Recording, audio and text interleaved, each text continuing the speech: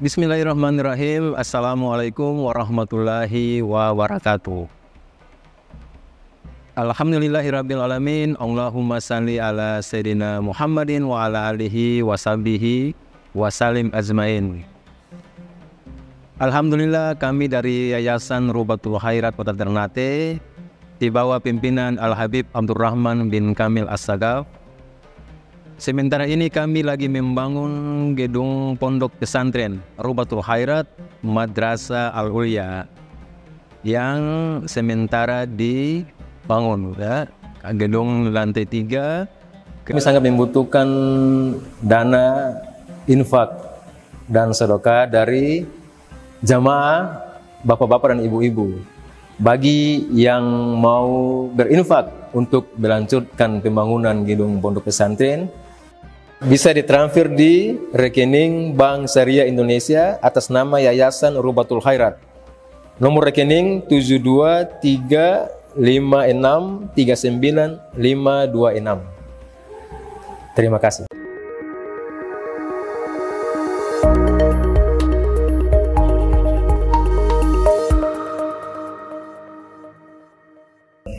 Ya, ini mungkin pertemuan terakhir saya, insyaallah sebentar mau ke Bitung juga. Hari Senin sudah kembali ke Ternate. Minta doanya biar perjalanan fil aman wassalam hatta wasalna ila Ternate, amin ya rabbal alamin.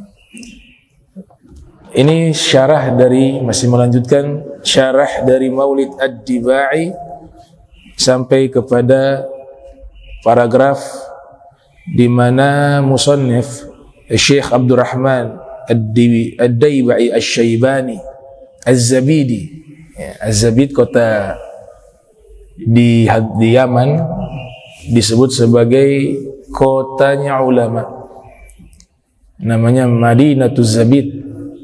Bahkan kota ini Rasul secara khusus pernah mendoakan.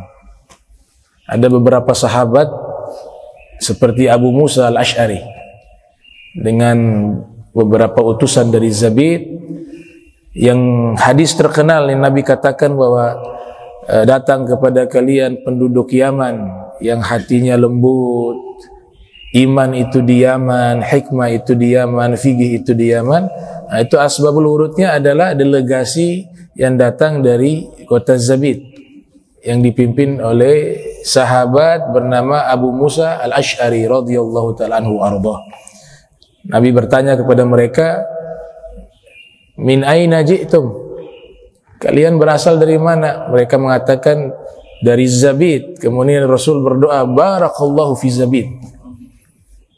Barakallahu fi Zabid. Semoga Allah berikan keberkahan di kota Zabid. Alhamdulillah, doa Nabi mustajab ilal an.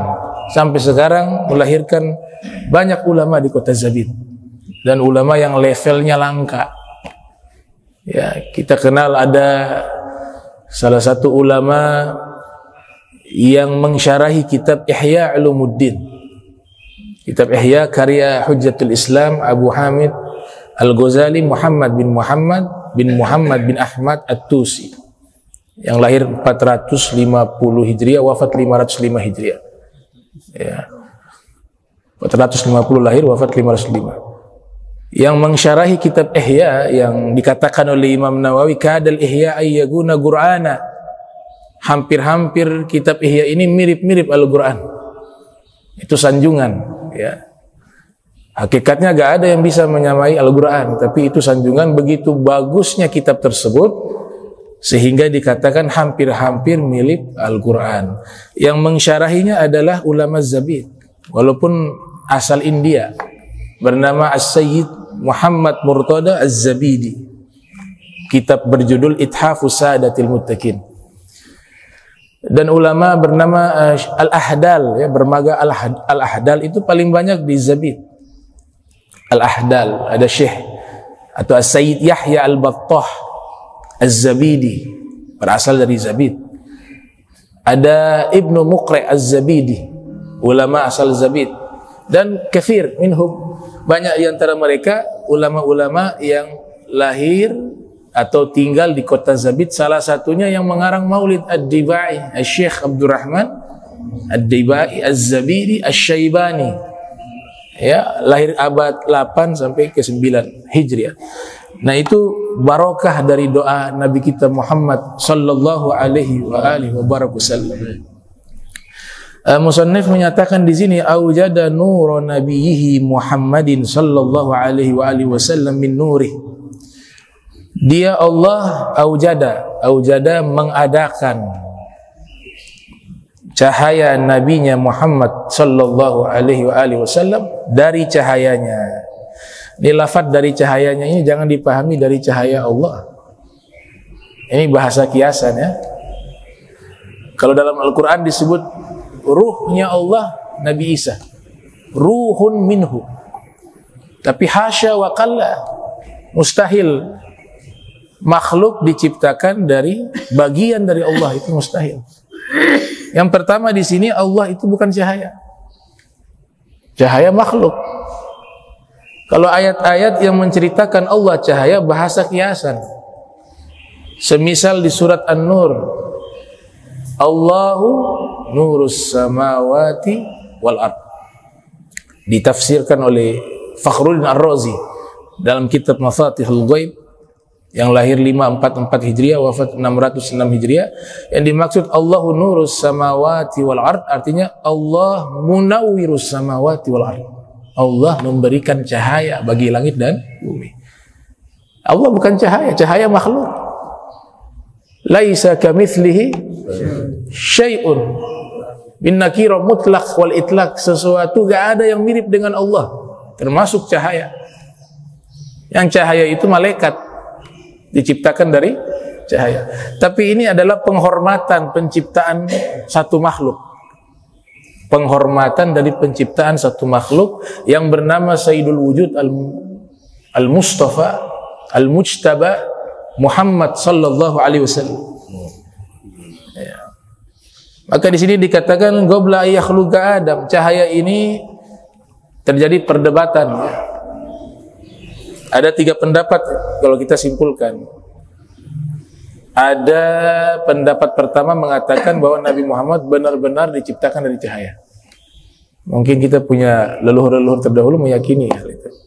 Karena di dalam kitab Mawalid, bukan hanya Maulid Ad-Dibai, tapi kitab-kitab Maulid yang lainnya seperti Simtud Durar, ya, karya Al-Habib Ali Ibn Muhammad Al-Habsyi, dan Said Ja'far Barjanzi, ya, dalam Maulid Barzanji itu kan mengatakan usolli wa usallim ala nuril mausufi bitagaddumi wal awwaliyah.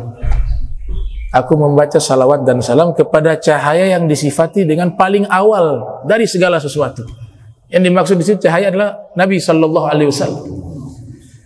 Keyakinan pertama ini meyakini Nabi benar-benar diciptakan dari cahaya.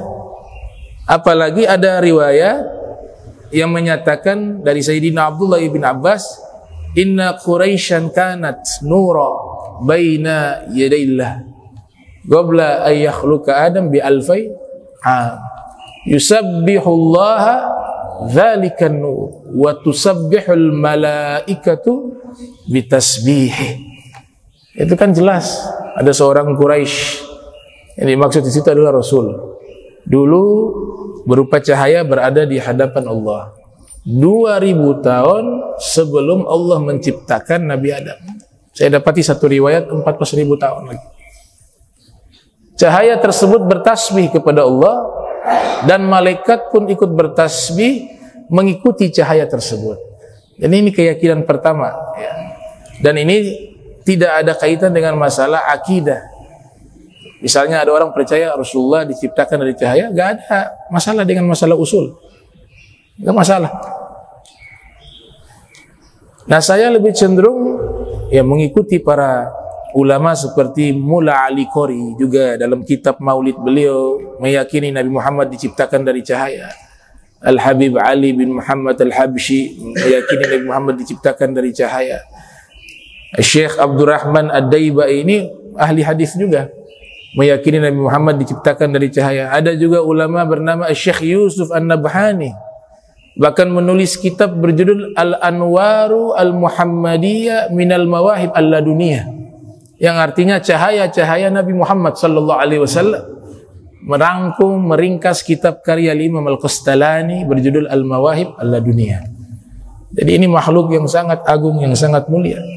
Ya, sehingga dikatakan kalau jalan nggak ada bayangan. Ya. Kif nggak ada bayangan? Ya karena cahaya dengan cahaya bertemu, nggak ada bayangan. Cahaya matahari menyinari cahaya Nabi Muhammad.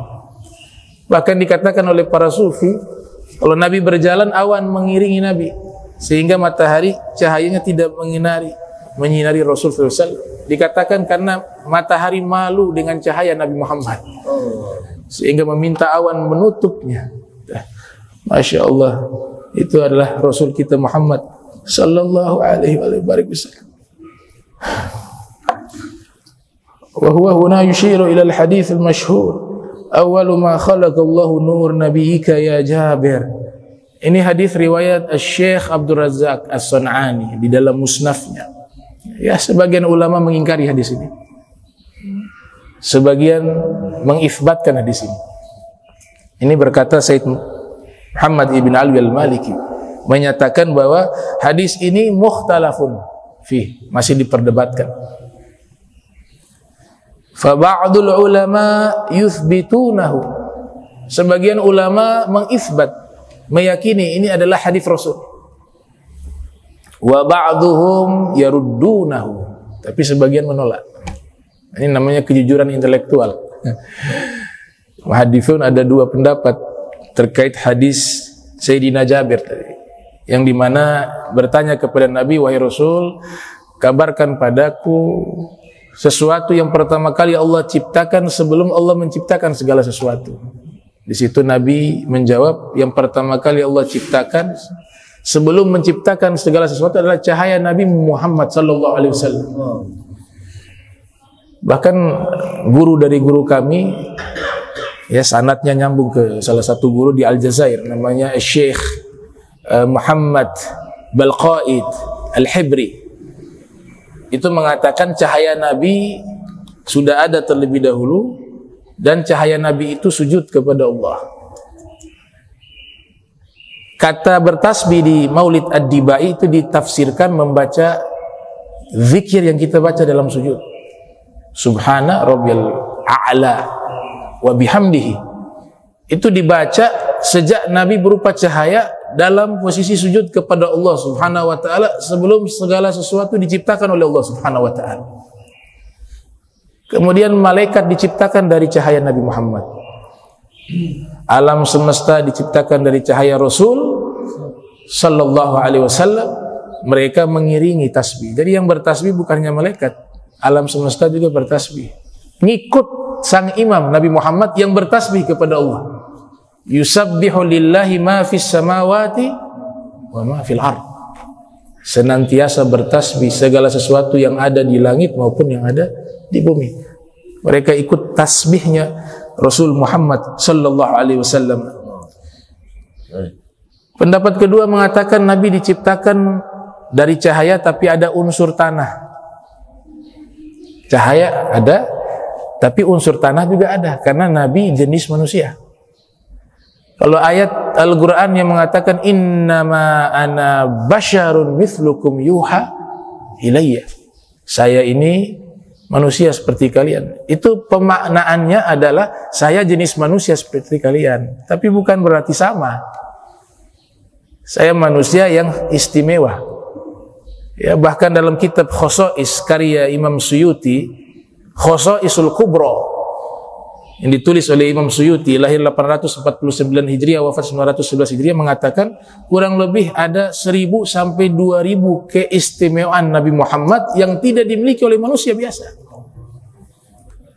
Jadi jenis manusia sama, bukan malaikat, bukan jin, beliau manusia, tapi beliau manusia yang istimewa, manusia yang khususiyah, manusia yang sangat agung, bahkan makhluk yang paling mulia. Al-Habib Abdullah Al-Haddad mengatakan dalam syairnya, wa qad jama'a al-asrar wal amra kullahu Muhammadun al-mab'uthi lil khalqi rahmati bihi khatamallahu an-nubuwata wabtada falillahi min khatmin bihi wa bidayati wa inna rasulallahi min ghairi ribatin imamun 'alal itlaqi fi kulli hadrati wajihun ladir rahman fi kulli mautinin wa sadru suduril 'arifina wal al-a'immati atahu aminullah bil wahyi fi hira wa kana bihi fi hali nuskin wa khalwati.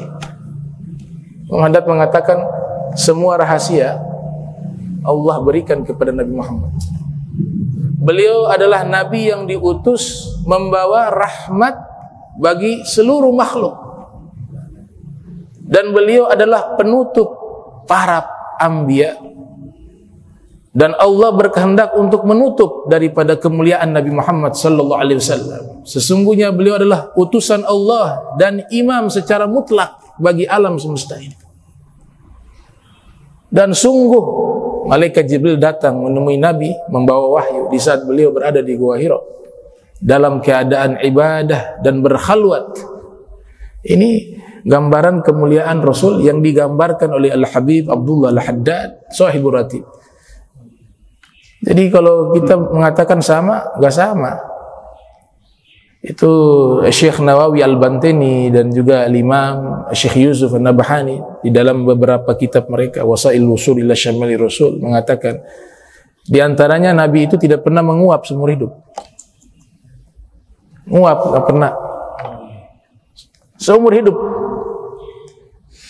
Kemudian Nabi bisa melihat dari depan dan dari belakang itu sama. Wallahi inni arakum min khalfi kama arakum min amami, kata Rasul. Demi Allah, saya bisa melihat kalian dari belakang sebagaimana saya melihat kalian dari depan. Gak ada serangga yang hinggap di tubuh beliau, di pakaian beliau. Kata Imam Fakhruddin Ar-Razi dalam Mafatihul Ghaib beliau, lam yaqa' dzubab qat ala thiyabih. Gak ada lalat hinggap di pakaiannya. Kenapa bersih? Keringatnya minyak kasturi. Keringatnya minyak kasturi. Di dalam Maulid Ad-Diba di bab wa kana sallallahu alaihi wasallam disebut idza marra bi tariqin. Kalau lewat satu jalan sahabat kenal ini jalan sudah dilewati oleh Nabi Muhammad. Dari mana aroma wangi ini? Ini parfumnya bukan parfum biasa, ini keringat Rasul yang mengeluarkan wangi. Sallallahu alaihi wasallam. Kaif dikatakan sama? Hasya wa qalla. Anta syamsun, anta badrun, anta nurun, fauqa nuri. Dipuji oleh para ulama dengan syair-syairnya itu gak mampu mengatakan memuji Nabi dengan qasidah. Qasidah itu menjadi mulia karena sebab memuji Nabi Muhammad. Bukan Nabi Muhammad menjadi mulia sebab pujian-pujian kita, tidak, sebaliknya. Sebab kita memuji Nabi, qasidah dan syair kita menjadi mulia. Alaihi salatu wassalam. Nah, pendapat ketiga ini mengatakan Nabi diciptakan dari tanah, manusia biasa. Hasya wa kalla. Ya, Rasul juga manusia biasa. Bahkan ada yang berfatwa, naudzubillah min dzalik, ya punya kesalahan walaupun sedikit. Terutama masalah yang paling penting, masalah nasabnya Rasul. Nasab Rasul itu dijaga oleh Allah Ta'ala sampai kepada Sayyidina Adnan. Kalau dihafal nasab beliau yang disepakati ulama sampai ke Sayyidina Adnan yang sahih. Setelahnya itu terus sampai kepada Nabi Ismail, Nabi Ibrahim, dan naik ke atas sampai Nabi Sis dan Nabi Adam alaihissalam. Suci. Makna suci apa? Semua yang dititipkan cahaya Nabi Muhammad dari leluhur beliau, semuanya adalah orang-orang yang menyembah Allah dan tidak mensekutukan Allah dengan apapun. Semuanya bertauhid kepada Allah Ta'ala. Wa taqallubaka fis sajidin. Kau berpindah-pindah di sulbi orang yang sujud. Hadza al-mansus fil Qur'an. Dinaskan di dalam Al-Qur'an. Ditafsiri oleh Ibnu Abbas, yaitu Nabi berpindah-pindah dari sulbi orang-orang yang sujud kepada Allah min ladun Adam ila waladani abi wa ummi. Mulai dari Nabi Adam sampai saya lahir, semua itu yang menampung cahaya saya, semuanya orang yang menyembah kepada Allah Subhanahu wa Ta'ala. Makanya satu syair ditulis oleh ulama Syam ya, bernama Ibnu Nasruddin Ad-Dimishqi. Beliau menggubah syair. Jadi syair ini sudah menjawab pertanyaan itu. Apakah Nabi punya leluhur ada yang kafir? Naudzubillah min dzalik. Dijawab sama beliau dengan syair. Beliau mengatakan, tanaqqal Ahmadu nuran 'azima tala'lu'an fi jibahi sajidina taqallaba fihim qarnan faqarna ila an ja'a khairul mursalina. Beliau mengatakan bahwa cahaya Nabi Muhammad itu berpindah-pindah dari satu sulbi ke sulbi lainnya. Nampak cahaya itu di wajah leluhurnya karena beliau berada di dalam sulbi mereka dan mereka dalam keadaan sujud kepada Allah Subhanahu wa taala, berpindah-pindah dari satu masa ke masa hingga muncullah sebaik-baiknya Rasul Nabi Muhammad sallallahu alaihi wasallam. Dalam syair yang lain dikatakan, hafizal ilah karamatan di Muhammadin aba'ahul amjada saunan li ismihi. Allah menjaga Nabi Muhammad, kemuliaannya, dengan cara Allah pilih leluhurnya, orang-orang yang mentauhidkannya, yang beribadah kepadanya, dan menjaga nama baiknya Nabi Muhammad sallallahu alaihi wasallam. Yang jaga Allah. Tuh. Jadi luar biasa. Ini zaman sekarang banyak sekali informasi bebas.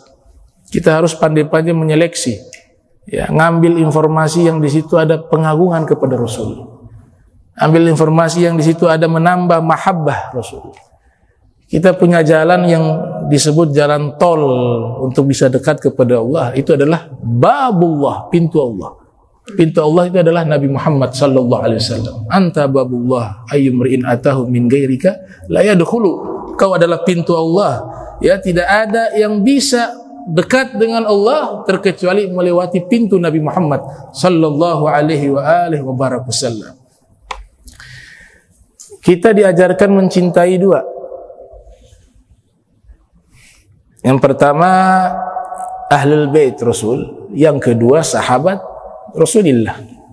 Bahkan bukan hanya mencintai Ahlul Bait dan sahabat, sendalnya Nabi juga kita harus cinta. Ya, para sahabat digambarkan dalam kitab, ya, saudara-saudara kita di India, Syekh Al-Kandahlawi punya kitab Hayatus Sahabat.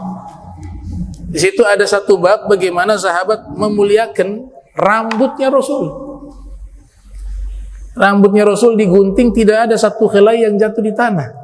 Kenapa? Seluruhnya berebutan ingin mengambil rambutnya Nabi Muhammad SAW. Padahal hanya rambut. Bahkan air wudu, kadu yaktatiluna ala wudu'ih.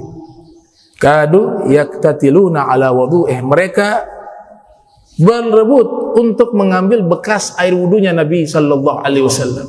Berarti sahabat apa? Mengagungkan Rasul bukan hanya kepada zatnya, tapi segala sesuatu yang berkaitan dengan Nabi sallallahu alaihi wasallam.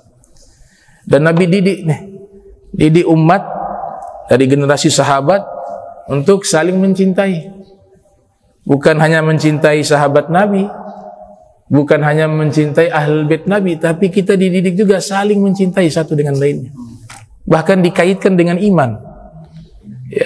Orang yang belum punya rasa cinta kepada saudaranya sesama muslim, imannya belum sempurna. La yu'minu ahadukum hatta yuhibba li akhihi ma yuhibbu li nafsihi. Tidak sempurna keimanan seorang di antara kalian kecuali dia mencintai saudaranya sama seperti dia mencintai dirinya. Gitu. Dan Nabi didik mereka ini dengan al-mahabbah wa rahmah. Man la yarham la yurham.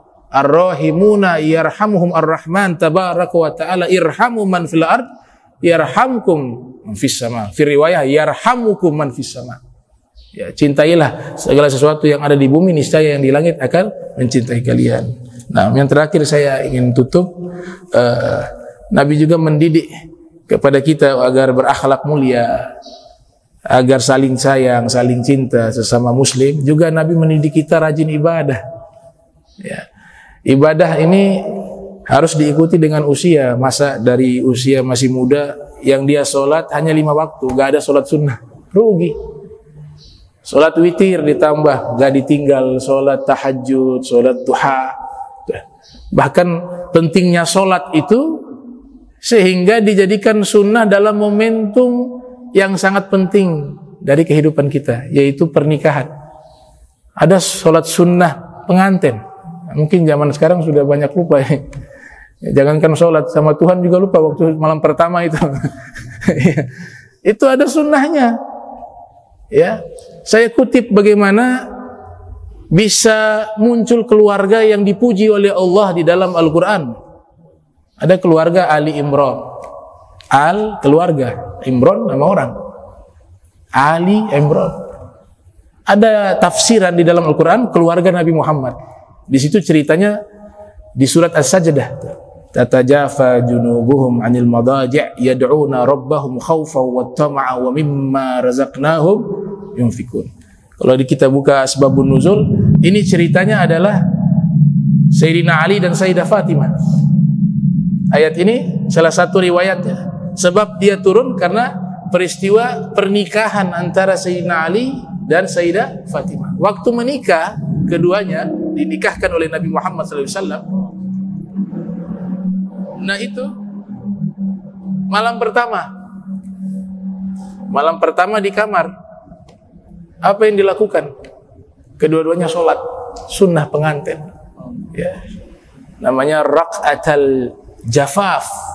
Tusannu hadhihi shalah likullin minaz zawji wa zawjati yanwi biha sunnataz zafaf, kata Syekh Nawawi Al-Bantini. Ini namanya sholat 2 rakaat, sholat sunnah pengantin. Disunnahkan bagi laki-laki dan perempuan, pengantin laki dan pengantin perempuan. Diniatkan untuk sholat sunnah pengantin. Subhanallah, keduanya sholat tidak ada interaksi apapun. Dalam kamar dihabiskan sholat, dilakukan terus-menerus selama 40 hari. Tuh. Kalau kita zaman sekarang udah lupa sholat. Allah juga lupa mungkin pada waktu itu, saking bahagianya. Tapi mereka tidak, dididik oleh Rasulullah SAW, selalu terkoneksi dengan Allah Subhanahu Wa Taala. Sholat mereka selama 40 hari. Turunlah ayat tersebut. Tatajafa junubuhum 'anil madaji' yad'una rabbahum khaufa wa tama'a wa mimma razaqnahum yunfikun. Lambung mereka jauh dari tempat tidur. Dan sholatnya sampai subuh. Lihat Ahlul Bait. Begini ibadah. Dari malam pengantin, momentum yang sangat penting yang banyak orang lalai untuk ibadah pada waktu itu, justru mereka isi dengan sholat sunnah pengantin sampai subuh 40 malam. Dipuji oleh Allah di dalam Al-Quran. Maka tidak salah kalau yang lahir Sayyidina Hasan, yang lahir Imam Husain, yang lahir Ummu Kulthum, yang lahir Zainab. Turunlah firman di surat Ar-Rahman, marajal bahrain yaltaqiyan bainahuma barzakhun la yabghiyan yakhruju minhuma al-lu'lu wal marjan. Apa tafsirannya?